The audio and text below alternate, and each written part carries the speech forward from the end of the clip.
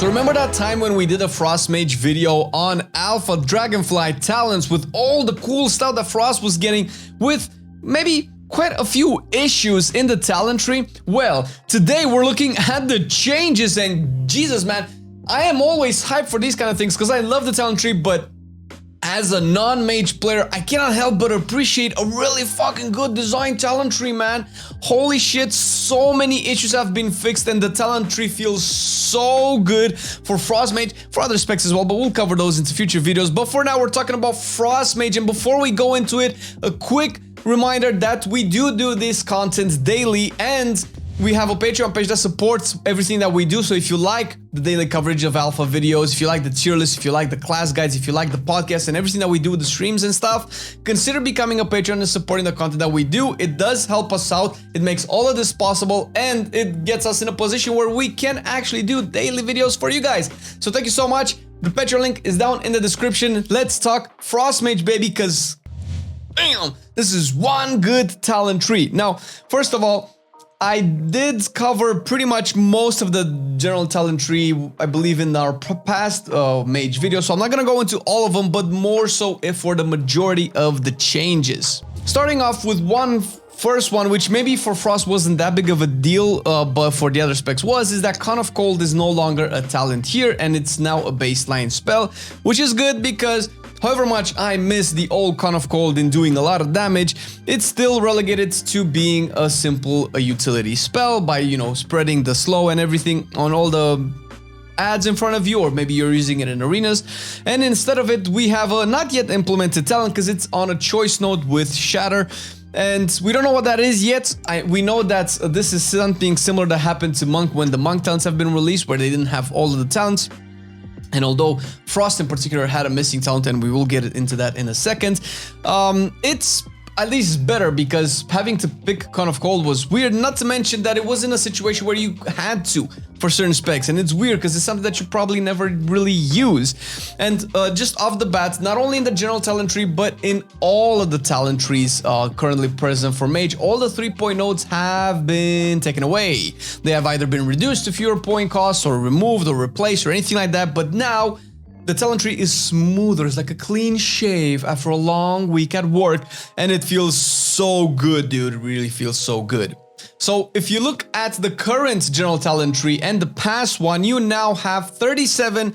You have actually 44 nodes as opposed to the past one's 37s. And this is only possible because, of course, certain talents were made baseline, certain talents have been reduced with the number of points that they cost to actually get the effect. And you essentially have, what is this? 7 new talent nodes, which is crazy. It's really good. It makes it so much better because we're steadily going into the direction of Shaman, which has always been the best analogy for any class talent tree when you compare it with the Shaman, which is probably the best design talent tree right now with like a gazillion points, one pointer here and there. Choose whatever you want, build your talent, and with the talent tree, just a little teaser, a little bit of spoiler, let's say, you actually feel like a mage now. You actually feel like a mage. Oh, a Frost Mage? No, this is a Frost Mage video, but you feel like a goddamn mage once again, which is something that they've wanted to do with Shadowlands, and maybe they kind of brought back Fire Blast and Arcane Explosion, and maybe that didn't really mean jack shit. Now it's looking really solid. So with like one good example of all of these sounds that have been changed is Flow of Time, which is now a 2-pointer, and it was a 3-pointer before. And I believe that the 3-pointer before was a cooldown reduction of 0.5 seconds for each point that you put in, and up to a total of 1.5 seconds cooldown reduction on Blink. And now this is a 1 second cooldown reduction per point up to 2. So you spend 1 less talent point and you get half a second more of a cooldown reduction, which, I mean, this is probably the best example of how the talent tree compares now to what it was before. A massive improvement. Another really good point that I definitely really wanted to make is that Rune of Power versus the Encounter Flow choice node has been moved up above the first gate, so that's obviously first of all more accessible. You have it also quicker if you level up a new mage and you get these really important points really quick, and it makes all the builds that you want catered through in the general talent tree more accessible, so it's just way better. And in case you are unfamiliar, if this is the first time you're watching these sounds, gates are essentially, there's two gates where let's say the first gate is at 8 points, so meaning that you cannot progress past the first third of the talent points without putting first 8 points in to unlock the next chunk of the talent points. That would be the first gate that enables that, and the last gate is after 20 points that enables the bottom side of the talent tree, so you can get all the powerful juicy stuff, which is good because there's more of them now. So not only do you have like way more paths right now, but you also have like new capstones, which is incredible. First of all, we have reflection, which I believe is something that we've had before in I don't remember, but I know this is a mechanic that we've had before. Either it's a Torghast ability or it's an old legendary or something, but basically after you blink, you can teleport back to the point that you've blinked from, and you can only use it 8 seconds after blinking. No, we had this before.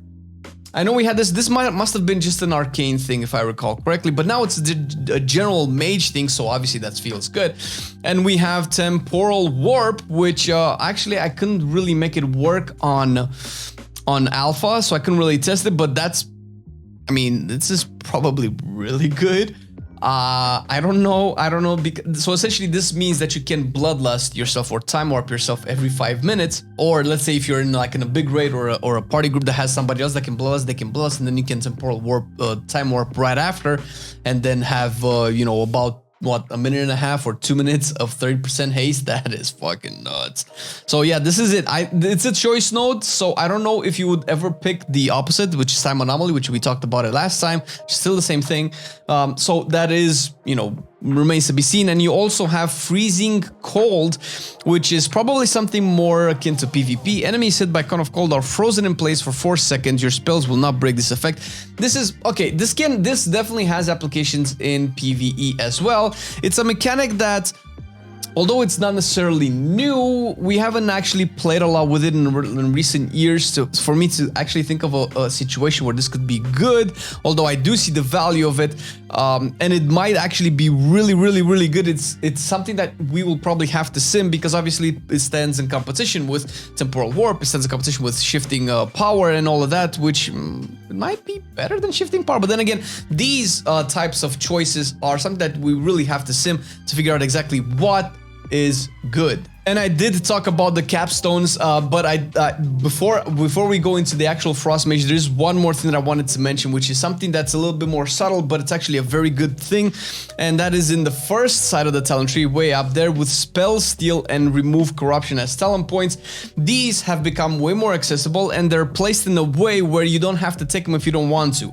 Obviously, Spell, Steal, and Remove Corruption are very situational utility abilities. They're good. I mean, you kind of always had them baseline, and now we're done with that. We're done with that, by the way. So, you know, if once again, if this is your first time looking at these talent trees, the talent tree is not just what you would think a talent tree would be from past expansions of WoW, but mostly how your class builds up. So combine the talent tree that you knew with a spellbook and a class trainer, and that's what we have now in talent. So yeah, you had these baseline, but now you have to talent into them. But you don't have to if you don't want to. Specifically for raids, for instance, you can actually go around them and continue going down, although you might invest a few more points if you do that, but you don't have to take them, and you can actually take some utility or survivability or anything like that can help you out in certain situations. And this is true not only for these two, but I'm not going to go into all of the examples, but this is true for all of them, because there's just way more paths connecting X and Y and Z, left and right to middle and stuff like that, which is amazing, because that's what you want, especially in the general talent tree. You want to build a mage the way you want to. Now let's actually go into the Frost side of the tree, and the Frost side of the tree had probably fewer changes, but they're so much better, man, because there are the few that actually matter, and they're so good. So first of all, similar to the general talent tree, there's a few more point spending prices for nodes that you need to get. You don't need to spend that many heavy points into particular talent nodes. And you can essentially unlock more builds this way. So first of all, Winter's Chill has been removed from the talent tree altogether. It was right underneath Flurry, and now it's been baked into Flurry once again. So that's really good. First of all, you remove the necessary, the mandatory choosing that point, because you would have to take it. Like, I don't see how you could build a Frost Mage without having to take the old Winter Shield, but now it's in Flurry, so that's good because that just makes more sense. And remember, we had a missing talent all the way to the left-hand side past the first gate. Now we have it. That's Deep Shatter, which makes Frostbolt deal 20 and then 40% extra damage to frozen targets. So we already have a lot of talents that augment Frostbolt in a way where, if that's something that you would like, if you want to hit very hard with Frostbolt, you can actually do that. There are builds that you can go through and make them, and you could do them before, but now you can do them even better because there's the price in points for certain talents and certain unlocks is way less. And talked about the paths as well. There are more paths, and specifically two very important links from Ice Knight and Glacial Assault towards the mid. Essentially, Ice Knight links to Ray of Frost and Glacial Assault links to Freezing Rain. So if you do build to either of these two, which you probably will because they're very good talents, you can still path towards the middle, although you'll probably be in the middle anyway, because this is maybe one still kind of issue, but not really, with the Frost talent trees, that Icy Veins is in a position where you're already in the mid. You cannot really build Frost Mage without Icy Veins. I mean, I cannot see it. Its Icy Veins is so good, and you don't really sacrifice a lot to get it. But if you want to get Icy Veins, you have to go through Cold Snap and all of that stuff. And if you do get Icy Veins, and you will, you don't really need the side paths from Ice 9 and Glacial Assault. Although the paths are nice, unless they move Icy Veins a little bit higher up and maybe put Cold Snap instead of it, which would probably be better. Yeah, but I don't know, because also, and with Icy Veins as well, the entire middle bottom part of the talent tree has been improved with, I think there were quite a few talents that had 2, maybe even 3-point investments into it, and now they're pretty much all 1-pointers except improved Icy Veins, which is a 2-pointer, which is good. I actually don't really think you're probably gonna pick this very often, because the way that the talent system is set up right now, you can actually get quite a few capstones with the freedom of choice, and with all the leftover talent points that you have, you can probably get up to 3 capstones. If I'm not mistaken, you might have to sacrifice certain things and be a little bit inefficient if you just want the capstones. Ideally, most likely that the builds will consolidate around 2 capstones, which is really good. They're the same, nothing really changed there. Most of what Frost is seeing through its talent tree is the paths that I mentioned, Winter Shield being reduced, a couple of talents being improved, and the majority of just being squished in terms of their cost, which is amazing. I cannot tell you how cool it is to click a point and then automatically have the bottom unlocked. Put one point there and then the next one unlocked, and it's so much better. It feels so much better. Obviously, it's a little bit harder for the devs to design a talent tree where you just have 1-pointers left and right, because you just have like a gazillion of them. But this looks like a fucking amazing improvement. Props to the devs, guys.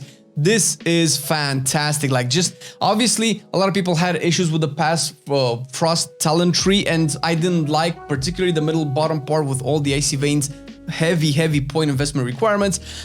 It's so obvious how bad the previous one is by how good this one is, and because this was possible to do, like, all of these amazing improvements, and probably 1 or 2 more on the way, I would expect, I don't know, just goes to show that, fuck man, you guys can rock it. It's looking really good for Frost Mage. If you do intend to main Frost Mage and maybe even other mage specs, we'll talk about them in the future videos, in Dragonflight, you're looking to have a really good time. But what do you guys think? Do you think this is an improvement? Do you think this is good? Because I sure do. Even as a non-mage player, I can only have respect for the level of thought and deep thought about how all of these talents work together has been made into this upgrade. So props once again. And if you like our content, you want to support us even more, once again, check the Patreon link down below. It's in the description. We appreciate it. We love you, and see you in the next video. Thank you, everybody. Thank you, Patrons. Thank you, everybody. Said it twice. That's weird. I've been loving it then, I still love it now. Still, I play WoW. Still, I play WoW. Getting better every day, let me show you how. Cause still, I play WoW. Still, I play WoW. It's getting harder to stay, but at the end of the day, it's a guilty pleasure, so just log in and play. Whether it's classical retail, I'ma do a /bow. Still, I play WoW.